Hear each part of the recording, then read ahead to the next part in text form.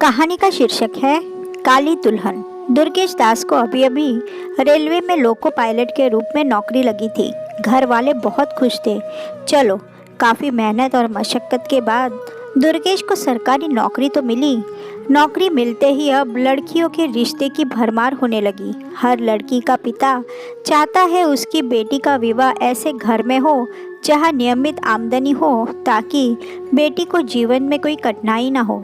अगर सरकारी नौकरी वाला लड़का मिल जाए तो बात ही क्या है, सोने में सुहागा हो जाएगा। दुर्गेश दास ने कई लड़कियों में से एक सांवली रंग की लड़की ब्रिजबाला को पसंद किया। घर वाले बड़े आश्चर्य करने लगे। उसकी माँ ने कहा, बेटा, जब इतनी सुंदर सुंदर लड़कियों का रिश्ता आया हुआ है तो तुम एक सांवली लड़की से शादी करना चाहते हो। उसे कहीं भी लेकर आओगे जाओगे तो लोग तुम्हारा मजाक उड़ाएंगे। गांव वाले और मित्र रिश्तेदार भी पसंद नहीं करेंगे। उनको लगेगा ज़रूर तुम में ही कोई खोट होगी, तभी तुमने एक काली लड़की से शादी की है। दुर्गेश ने कहा, माँ, जिसको जो कहना है कहने दो। मैं तो एक बार ज़रूर इस लड़की को देखना और मिलना चाहता हूँ। मजबूर होकर घर वालों को उसी लड़की को देखने जाना पड़ा। सब लोग ब्रिजबाला के घर पर पहुँच गए। वहाँ उन सब का खूब आव भगत हुआ। जब लड़की को देखने के लिए लाया गया, उसे देखते ही उसके घर वाले मुंह बिचकाने लगे। कितनी काली लड़की है, इसे तो दुर्गेश ज़रूर ना बोल देगा। फोटो में कुछ और बात थी, लेकिन यहाँ तो वो खुद दिख रही है। कितनी काली है, लड़की वाले कुछ कहते। इससे पहले दुर्गेश ने कहा, मैं लड़की को पसंद या नापसंद नहीं करूँगा।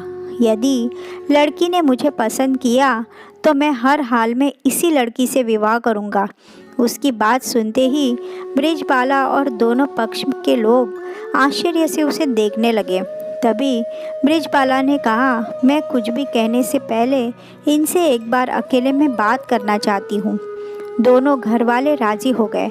ब्रिजबाला दुर्गेश को अपने कमरे में ले जाकर एक कुर्सी पर बैठाया और कहा, अब तक मुझे दर्जनों लड़के नापसंद कर चुके हैं। इसी कारण मेरी पढ़ाई चलती रही और अब पीएचडी भी कर चुकी हूँ। हर बार की तरह इस बार भी मुझे लगा आप मुझे नापसंद कर देंगे।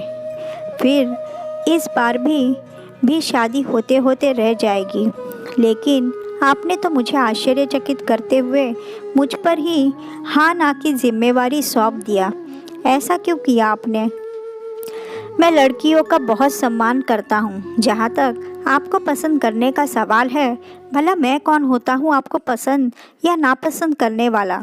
मान लीजिए मैंने आपको पसंद कर भी लिया, लेकिन आपको मैं पसंद नहीं आया तो ज़िंदगी भर हमारे संबंध में कड़वाहट बनी रहेगी। यदि आपको नापसंद कर दिया तो आपका ही नहीं, एक नारी का अपमान होगा। आपके दिल को ठेस लगेगी, वो मुझसे सहन नहीं होगा। काला और गोरा रंग मेरे लिए मायने नहीं रखता है। इंसान का दिल साफ होना चाहिए, वरना गोरे रंग वाले भी दिल के बहुत काले होते हैं। इसलिए आप ही मुझे पसंद या नापसंद करें। दुर्गेश की बात सुनकर ब्रिजबाला भाव विभोर हो गई। उसकी आंखों से आंसू बहने लगे। उसके मुंह से शब्द नहीं निकल रहे थे।